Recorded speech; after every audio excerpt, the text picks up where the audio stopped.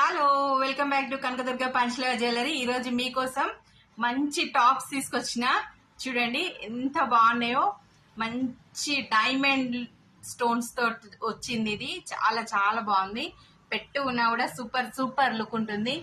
ఇట్లా చిన్న చిన్నవి పెట్టుకుంటే అసలు మన చెవు అందం బాగా వస్తుంది పెద్ద వాటి కంటే కూడా. చూడండి ఎంత నీట్ ఫినిషింగ్ ఉందో. మళ్ళీ ఇది స్క్రూ బ్యాక్ తోటి యాజ్ గోల్డ్ లానే ఉంటది.